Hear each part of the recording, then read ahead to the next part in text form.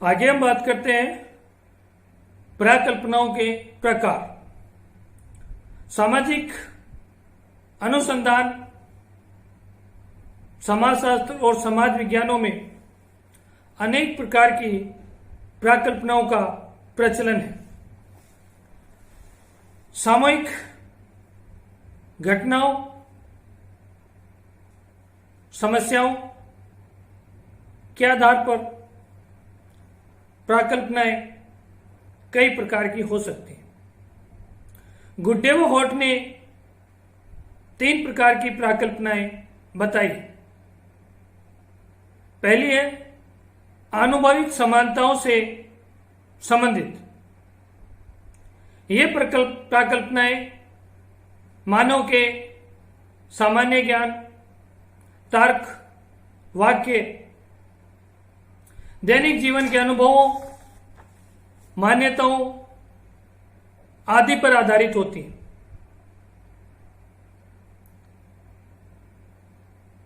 लोकोक्तियां, मुहावरे, धार्मिक विश्वास आदि इससे जुड़े हुए होते हैं।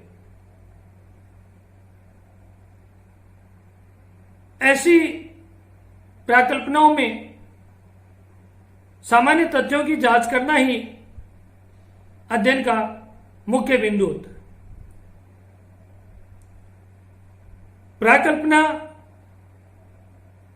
का दूसरा प्रकार है जटिल आदर्श प्रारूपों से संबंधित। इस प्रकार की प्राकल्पनाओं में प्राय एक समान तथ्य और निष्कर्ष को पूर्वाधार मानकर अन्य तथ्यों की तर्कपूर्ण रूप से परीक्षा की जाती है। ऐसी प्राकल्पनाएं अल्पसंख्यक समूहों तथा विभिन्न परिस्थिति की दशाओं से संबंधित होती हैं। ऐसी प्राकल्पनाओं में विभिन्न पक्षों के बीच तार्किक अंतर संबंधों के आधार पर निष्कर्ष निकाले जाते हैं। प्राकल्पनाओं का तीसरा प्रकार है विश्लेषणात्मक चरों से संबंधित। कुछ प्राकल्पनाएं विश्लेषणात्मक चरों से संबंधित होती हैं। कोई भी सामाजिक घटना अनेक कारकों का परिणाम होती है, फिर भी इनमें कोई कारक प्रमुख होता है, अन्य कारक सहायक कारक होते हैं। मुख्य कारक का पता इस प्रकार की प्राकल्पना में लगाया जाता है। इनके अलावा कुछ अन्य प्रकार की भी प्राकल्पनाएं हैं, जैसे सकारात्मक कथनों से संबंधित प्राकल्पना, जैसे पुरुषों की अपेक्षा स्त्रियां अधिक दयालु होती हैं। अगली है नकारात्मक कथनों से संबंधित, जैसे पुरुषों की तुलना में स्त्रियां दयालु नहीं होती।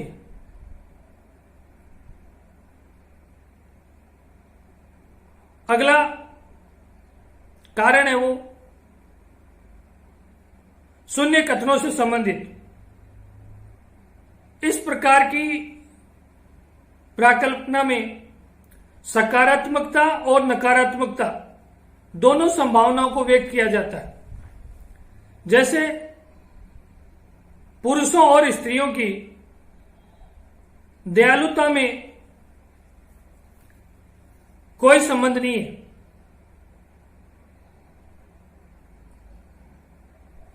अंतिम होती है काम चलाऊ प्राकल्पना। किसी भी अध्ययन को प्रारंभ करने के समय एक प्रारंभिक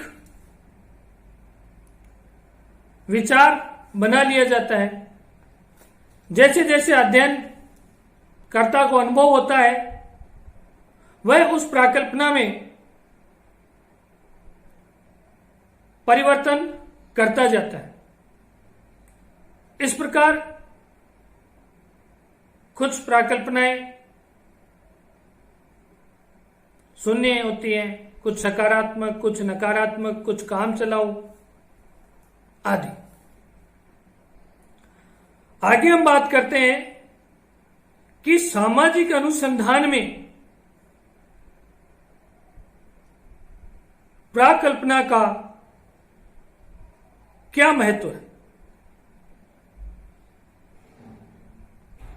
प्राकल्पना किस प्रकार सामाजिक अनुसंधान को प्रभावित करती है।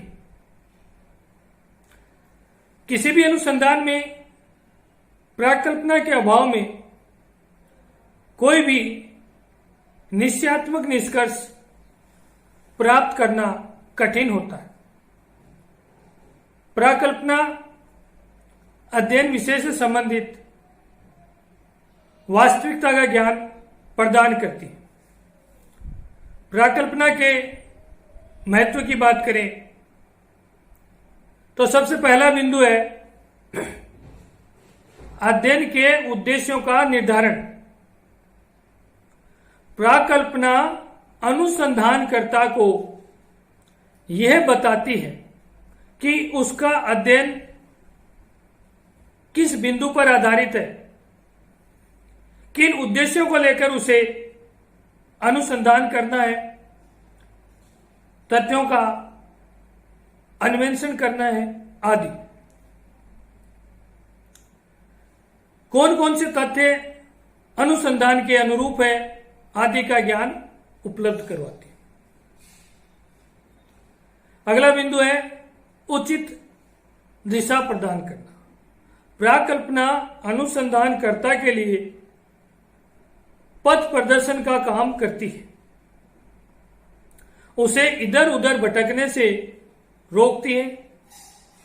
इससे अध्ययनकर्ता का ध्यान मुख्य विषय पर केंद्रित रहता है। प्राकल्पना विभिन्न मार्गों में से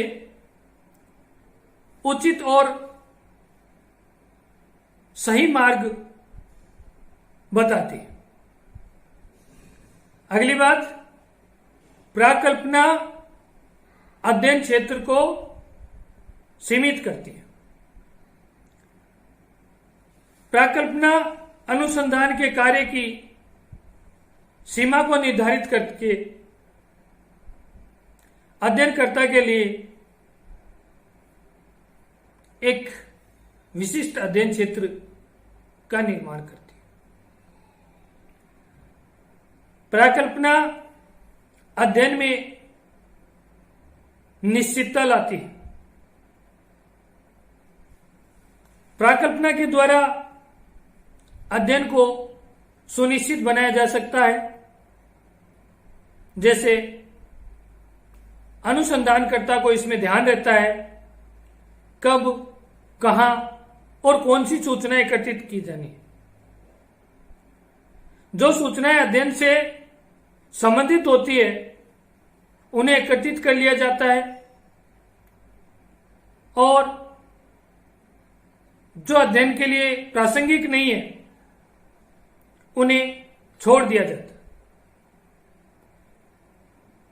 अगला बिंदु है प्राकल्पना निष्कर्ष निकालने में सहायक होती है। प्राकल्पनाओं के आधार पर तथ्यों का संकलन किया जाता है और तथ्यों के आधार पर ही प्राकल्पना का परीक्षण किया जाता है और प्राकल्पना अनुसंधान समस्या से संबंधित निष्कर्ष निकालने में सहायक होती है।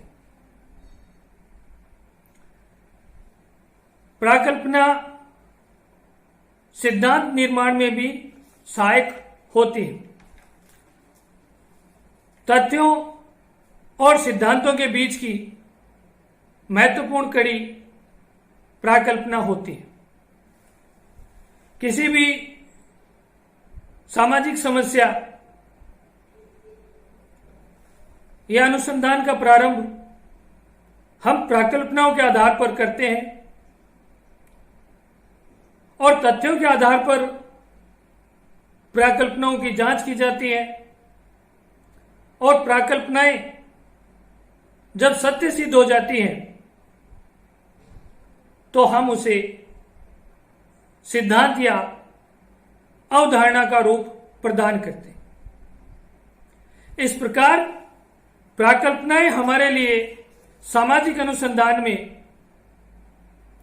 एक महत्वपूर्ण प्रक्रिया है। प्राकल्पना समुद्र में जो प्रकाश स्तंभ होता है उसके समान है। जिस प्रकार प्रकाश स्तंभ एक जहाज को रास्ता दिखाता है, उसे चट्टानों से टकराने से रोकता है, उसी प्रकार सामाजिक अनुसंधान में प्राकल्पनाएं अनुसंधानकर्ता को पथ पथ पर सही मार्ग दर्शाती है। आगे हम इसमें बात करते हैं प्राकल्पना जो है उसमें निर्माण करते समय किन किन सावधानियों को बरतना चाहिए ताकि प्राकल्पना अच्छी बन सके और वह सामाजिक अनुसंधान सुचारू रूप से पूर्ण हो सके। सबसे पहली बात, अनुसंधानकर्ता को प्राकल्पना का निर्माण करते समय स्पष्टता का ध्यान रखना चाहिए। प्राकल्पना भाषा और अवधारणा दोनों की दृष्टि से स्पष्ट होनी चाहिए। भाषा में ऐसे शब्द ना हो जिनके एक से अधिक अर्थ निकलते हों और विपरीत अवधारणाओं का इस्तेमाल भी प्राकल्पना में ना हो।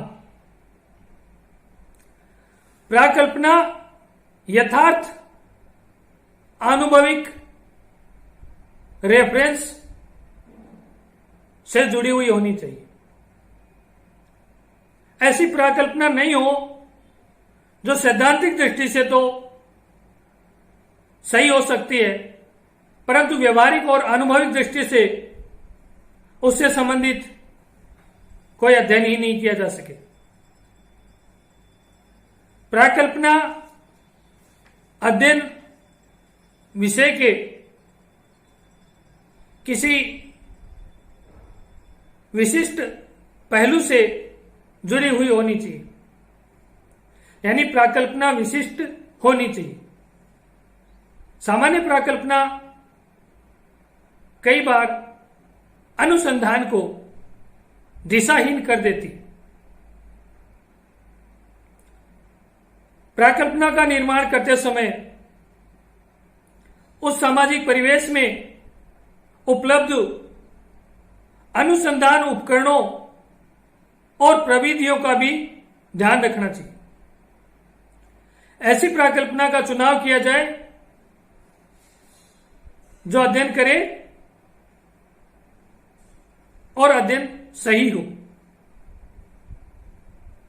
प्रविधियों से संबंधित प्राकल्पना बनाई जाए। प्राकल्पना सिद्धांत समूह से संबंधित भी होनी चाहिए।